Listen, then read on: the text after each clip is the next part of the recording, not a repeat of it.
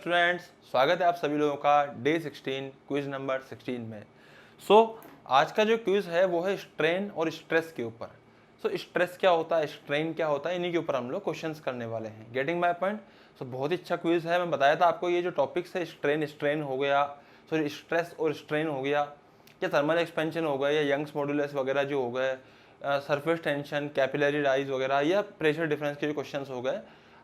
आई mean कि जो mechanical properties of fluid और मैकेनिकल प्रॉपर्टीज ऑफ जो मटेरियल है, हम लोग कह सकते हैं कि mechanical properties of solids and mechanical properties of fluid, इन दो टॉपिक्स के ऊपर ठीक ठाक सवाल आ जाते हैं और सवाल बहुत ईजी होते हैं। इसीलिए हम लोगों को ये सब चीज़ें ढंग से आनी चाहिए। Getting my point.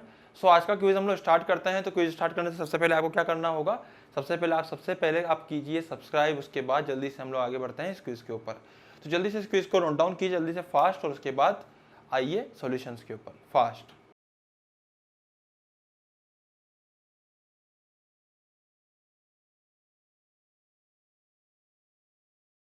स्टूडेंट्स, आज जो हमारा क्विज है स्ट्रेस और स्ट्रेन के ऊपर, बहुत छोटा सा क्विज है, बट ये टॉपिक भी एक्चुअली बहुत छोटा होता है, बट इंपॉर्टेंट होता है। इसलिए इस टॉपिक को आपको अच्छे से करना है। और इस टॉपिक के अंदर आप लोगों को मैं बता सकता हूँ कि आप लोग HCV के सवाल सोल्व कर सकते हो इसकी और अच्छी प्रैक्टिस के लिए। क्वेश्चंस बहुत ज़्यादा टफ नहीं है, बट आप सवाल सोल्व कर सकते हो अच्छी प्रैक्टिस के लिए। अदरवाइज आप लोग थोड़े बहुत मॉड्यूल वगैरह कर सकते हो, जो भी आप लोगों के पास अवेलेबल हो, जो भी कोटा का मटेरियल होता है, नहीं तो उस टाइप के जो मटेरियल होते हैं, या फिर हम लोग आप ऐसा कर सकते हैं कि हम लास्ट 10 ईयर्स की क्वेश्चन उठा लें, उसमें जो स्ट्रेस स्ट्रेन के क्वेश्चन है हम लोग वो ट्राई कर सकते हैं। Getting my point. आपको और भी किसी प्रकार के मटेरियल वगैरह चाहिए या कुछ इस तरह के क्वेश्चन वगैरह चाहिए, तो हम लोगों से कॉन्टैक्ट भी कर सकते हो, इंस्टा पे DM कर सकते हो। Getting my point. अब मैं स्टार्ट कर रहा हूँ आप लोगों के लिए day 16 quiz number 16। Quiz number 16 में जो क्वेश्चन था 1, उसमें क्या बोला गया है, the Young's modulus of a wire of length L and the radius R is Y, if the length is reduced to L/2 and the radius is R/2, then Young's modulus will be।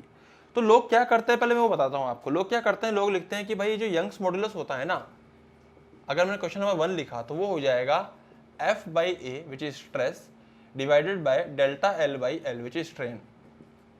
तो वो लोग उसको लिखते हैं F divided by A delta L/L। ये हो जाएगा हमारे Young's modulus. Getting my point. इस तरह से हम लोग यंग्स मॉडुलस लिख देंगे, ठीक है भाई।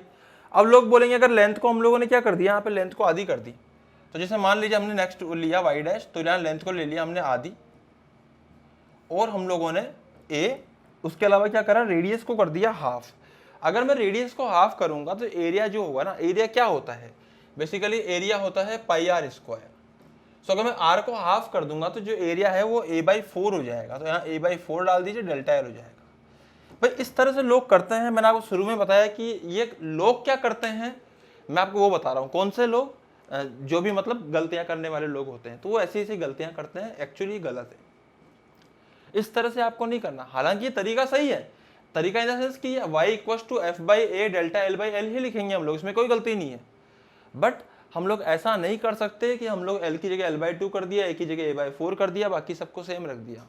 अब यंग्स मॉडुलस पे तो डिपेंड करेगा वो कि यहाँ पे डेल्टा L कितना आएगा। बेसिकली यंग्स मॉडुलस जो है, सिंपल भाषा में समझाऊं तो प्रॉपर्टी ऑफ मटेरियल है। बहुत इंपॉर्टेंट, बहुत ही लल्लू सवाल था बट इंपॉर्टेंट था। यंग्स मॉडुलस जो है वो क्या है, प्रॉपर्टी ऑफ मटेरियल है। मटेरियल पे डिपेंड करता है भाई। अगर तुमने लेंथ डबल कर दी, हाफ कर दी, डबल कर दी, 4 गुना कर दी, 5 गुना कर दी, या एरिया अगर मान लीजिए 1/4 कर दिया, उससे कोई फर्क नहीं पड़ेगा यंग्स मॉडुलस में। तो Young's modulus will remain same. यहाँ पे ये तरीका गलत है, आपको ऐसे नहीं करना है। यंग्स मॉडुलस सेम ही रहेगा क्योंकि वो मटेरियल की प्रॉपर्टी है।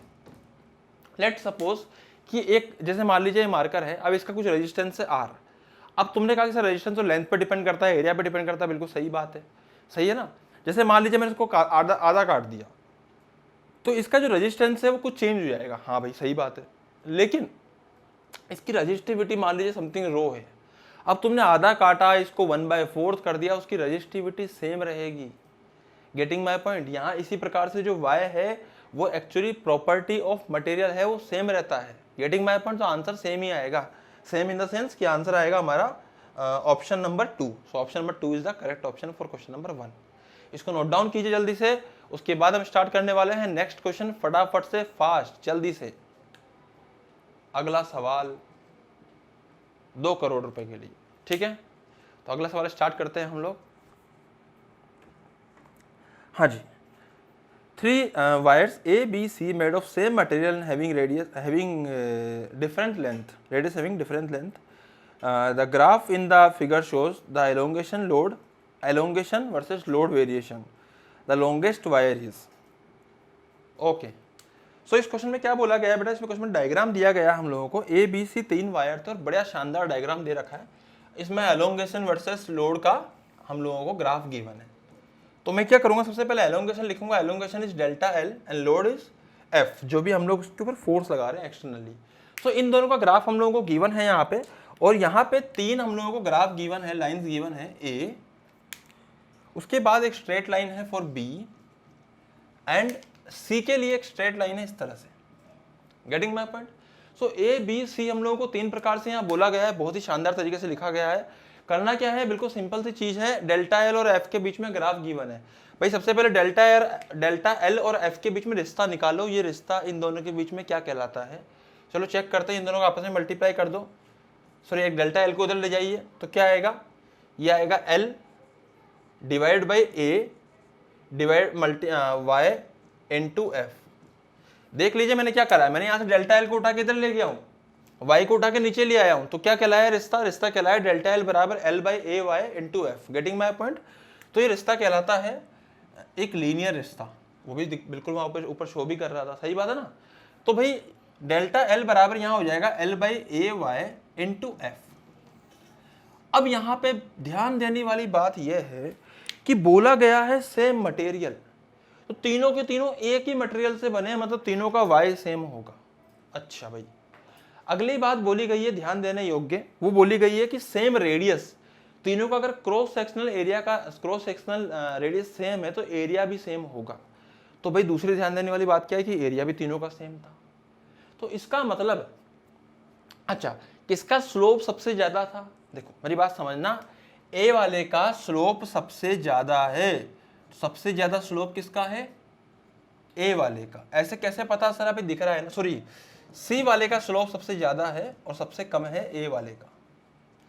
सबसे ज्यादा स्लोप किसका है, सी वाले का, और सबसे कम किसका है, ए वाले का। ये यहाँ पे डायग्राम में दिखाई दे रहा है हम लोगों को, इस प्रकार से हम लिख सकते हैं स्लोप के बारे में। तो अब भाई जिसका स्लोप ज्यादा, एक्चुअली अगर मैं डेल्टा एल और एफ के बीच में रिश्ता निकालूं तो ये जो आइटम आया ना यहाँ पे, ये आइटम क्या है, ये आइटम स्लोप ही है, इसी को हम लोग स्लोप बोल सकते हैं। Getting my point? तो ये स्लोप ही है, मतलब एल बाई ए वाई किसका बड़ा होना चाहिए, मैं ऐसा कह सकता हूं कि सी वाले का L C by A Y हालांकि सबका सेम है, ए वाई सबका सेम आएगा। इसका मतलब ये जो स्लोप है सिर्फ एक चीज पर निर्भर करेगी, वो है लेंथ, और लेंथ की सबसे ज्यादा किसकी है, लेंथ सबसे ज्यादा उसी की होगी जिसका सबसे ज्यादा स्लोप होगा। अबे सिंपल सी बात है ना, सी वाले का स्लोप सबसे ज्यादा है, तो भाई अगर स्लोप सबसे ज्यादा है तो यही स्लोप है एल बाई ए वाई। अब ए वाई तीनों का सेम है तो किस पे निर्भर करेगा, ओनली लेंथ पे, तो इसका मतलब सबसे ज्यादा लेंथ होगी सी वाले की, तो लॉन्गेस्ट जो वायर होगा वो सी वाला होगा। चलो चेक करते हैं ऑप्शन में कौन सा ऑप्शन है, option number 2 is correct. Getting my point? Sorry, option number 3 is correct, जिसमें सी लिखा हुआ है। Getting my point? So option number 3 हमारे यहाँ पे करेक्ट हो जाएगा फटाफट से। Getting my point? जिसमें सी आंसर आ रहा है, C has the longest length, not wavelength, length. Okay, तो इसको नोट डाउन कर लीजिए फटाफट से, फिर आगे बढ़ते हैं जल्दी। Okay, so let's start question number 3। सो भाई सवाल नंबर 3 पे बढ़ते हैं हम लोग आगे। सवाल नंबर 3 क्या कहलाता है, चलो देखते हैं। तो सवाल नंबर 3 में कहा गया है the breaking stress of a wire depends upon the material of wire, length of wire, radius of wire and shape of the wire. तो किस बात पर निर्भर करता है ये मटेरियल पे निर्भर करता है एक्चुअली। तो आप लोग इसके अंदर क्वेश्चन नंबर ऑप्शन नंबर 1 ले सकते हो। Getting my point? Breaking stress. So the next question is question number 4, the elastic energy stored in a wire of Young's modulus Y is. So elastic energy की बात करी गई है भाई। अब देखो यहाँ पे एक सिंपल सी बात है, इलास्टिक एनर्जी क्या है ना, हम डायरेक्टली लिख सकते हैं। हम लोग क्या करते हैं, एक्चुअली होता क्या है, अगर मैं क्वेश्चन नंबर 4 पे बात करूँ तो इलास्टिक एनर्जी तो नहीं, लेकिन इलास्टिक एनर्जी मैं लिख रहा हूँ पहले, elastic energy per unit volume. So जो elastic energy per unit volume है, इलास्टिक एनर्जी पर यूनिट जो वॉल्यूम है ना, वो क्या है एक्चुअली, वो हमें गिवन होता है half into stress into strain. ये चीज आप लिख सकते हो भाई, elastic energy per unit volume जो होता है वो हाफ स्ट्रेस इनटू स्ट्रेन होता है। अब वॉल्यूम को इधर मल्टीप्लाई कर दीजिए, तो इलास्टिक जो एनर्जी है, या मैं इसको कैपिटल यू से डिनोट कर दूं, it will be half stress into strain into volume. ऐसे आएगा इसका आंसर, ऐसे। Getting my point? So half stress into strain into volume. Simple है यार, क्या फालतू सोचना है, बिल्कुल रद्दी सवाल था। क्वेश्चन नंबर 3 तो वैसे ही हो गया, क्वेश्चन नंबर 4 में भी सिंपल सवाल था। हमें ये चीज रटी होनी चाहिए कि elastic energy per unit volume is half stress into strain. बहुत काम आता है ये, बहुत ज्यादा। अगले साल में चलते हैं फटाफट से, बिना किसी देरी के। जल्दी आइए फटाफट से, क्वेश्चन नंबर 5 जल्दी से। सिंपल सवाल है, if Young's modulus y is equal to bulk modulus and the Poisson's ratio is, so what they are asking is the Poisson's ratio. So the relation between bulk modulus, Young's modulus and Poisson's ratio is, we can write 1 minus 2 sigma। Sigma को हम लिख सकते हैं poisons ratio, इसको multiply कर देंगे किससे, bulk modulus से, is equal to Young's modulus by 3। Getting my point? So हम लोग इस तरह से लिख सकते हैं भाई। अब यहाँ पे बी हमको y के बराबर गिवन है, क्योंकि बल्क मॉडुलस यंग्स मॉडुलस के बराबर गिवन है। सो इसको सोल्व करने पे आएगा 1 माइनस 2 सिग्मा बराबर 1/3। और जब इसको हम सोल्व करेंगे तो व्हाट आई विल गेट, इसको इधर ले जाओ, इसको इधर ले जाओ, तो ये आएगा, इसको इधर ले जाएंगे तो बन जाएगा 2 सिग्मा, ये बनेगा 1 माइनस 1/3, तो ये बन जाएगा 2/3 इक्वल टू 2 सिग्मा। सो बेसिकली यहाँ से सिग्मा की जो वैल्यू आएगी वो हो जाएगी 1/3। So sigma equal to 1/3 and option number 1 is the correct, which is Poisson's ratio. So इसको फटाफट से नोट डाउन कर लीजिए जल्दी से। सवाल बहुत टफ नहीं था, ईजी था, लल्लू था। और अपना जो ये पूरा नोट मॉड्यूल, अपना जो क्विज था, ये भी बहुत ज़्यादा टफ नहीं था। लेकिन मैंने आपके सामने वही सवाल लिए हैं जिनके आने की संभावनाएं काफ़ी ज़्यादा होती है, या इस टाइप के कॉन्सेप्ट्स के सवाल काफ़ी ज़्यादा आ सकते हैं। Getting my point? इस तरह के और सवालों के लिए आप हमसे कनेक्ट हो सकते हैं, और आप चाहे तो HCV वगैरह को सोल्व कर सकते हैं। और भी अच्छी अच्छी बुक्स के लिए मैं आपको रिकमेंड कर सकता हूँ। उसके लिए आप लोग अगर मुझसे पूछेंगे, अगर कमेंट बॉक्स में बताइए, अगर आपको और भी कोई जानकारी चाहिए रिगार्डिंग फिजिक्स, तो मैं आपको जरूर बताऊँगा, क्योंकि कोटा के अंदर मैंने 10 साल तक फिजिक्स पढ़ाई है और अच्छे लेवल पे पढ़ाई है। Getting my point? सो काफ़ी सारे अच्छे अच्छे कॉलेजेस के अंदर हमारे स्टूडेंट पढ़ रहे हैं जो मेरे से खुद से पढ़ के गए हुए हैं। Getting my point? सो आप लोग क्या कर सकते हैं, आप लोग कुछ भी पूछ सकते हैं, जो भी आपकी इच्छा हो regarding academics. Okay, so thank you so much, happy learning. मिलते रहेंगे, आते रहेंगे। Thank you.